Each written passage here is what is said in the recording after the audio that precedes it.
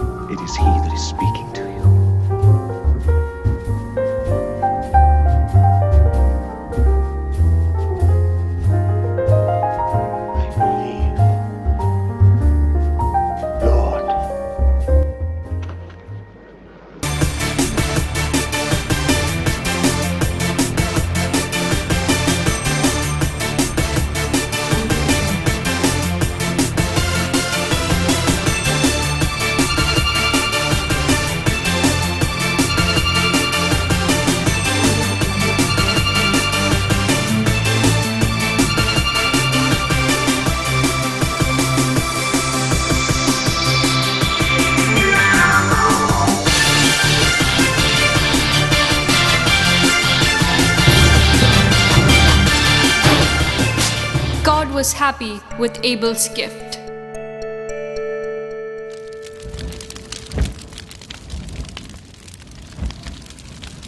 But God was not so happy with Cain's gift. Cain became jealous, but God spoke to Cain. Why are you angry at your brother? If you always do what is right, you will be happy. But be careful. Bad thoughts will ruin your life. Learn to control your anger.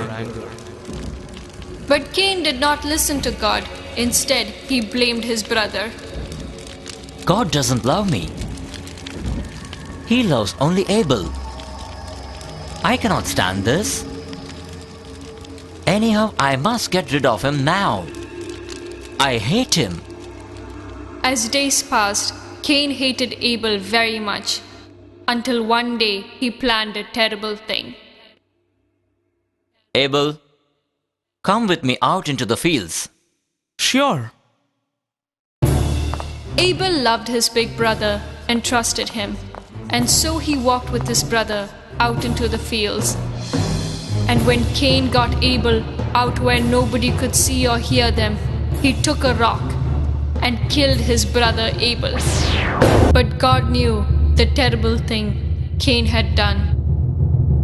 Cain, how could you be so cruel to your only brother? He has done nothing but try his best for me, for his parents, and for you. I see your brother's blood on the ground because you have spilled your brother's blood into the ground. The ground won't grow your crops for anymore. From now on, you will have to wander in faraway places to find your food.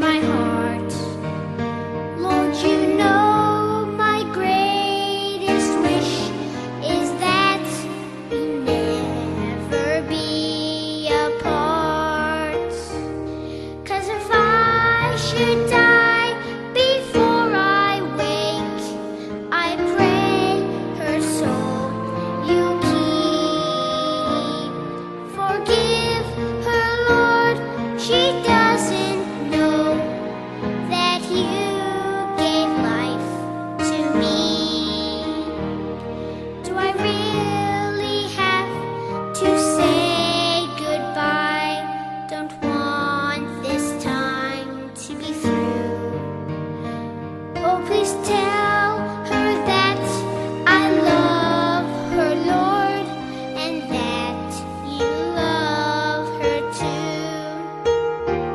'Cause if I should die before I wake, I pray her soul you'll keep. Forgive her, Lord, she doesn't know that you gave life to me.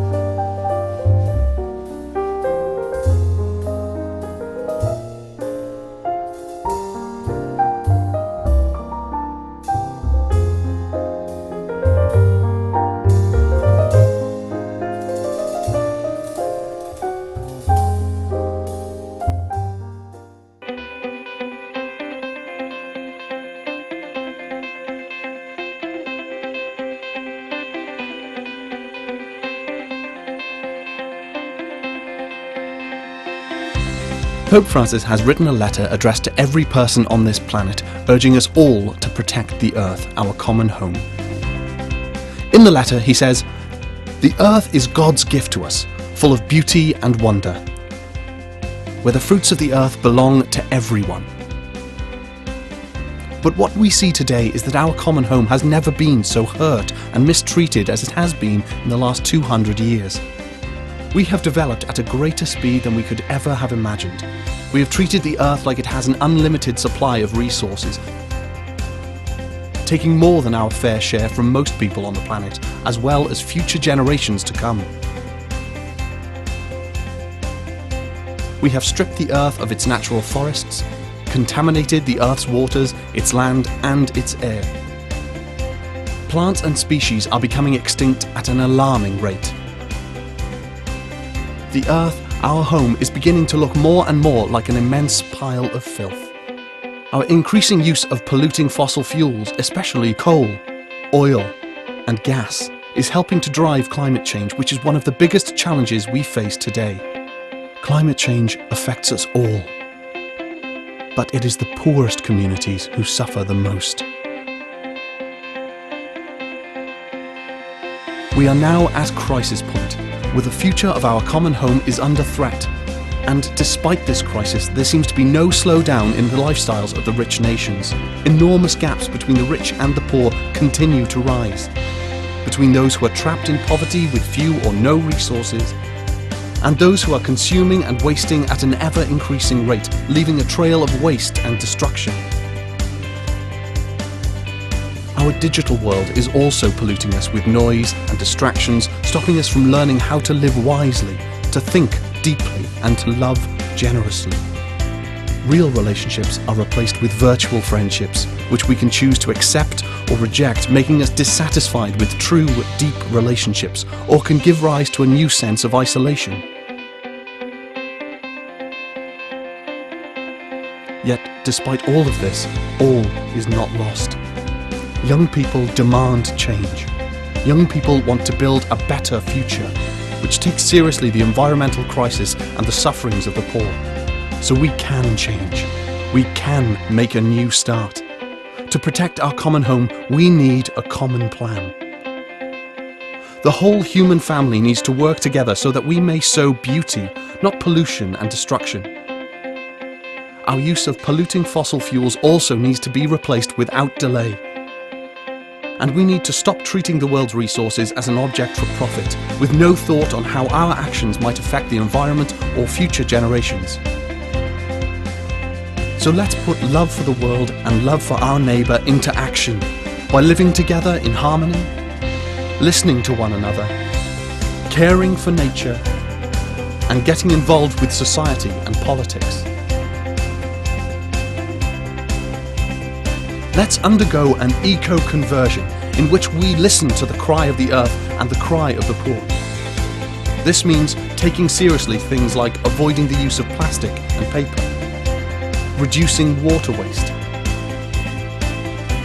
separating rubbish, and using public transport as a part of our calling to protect creation.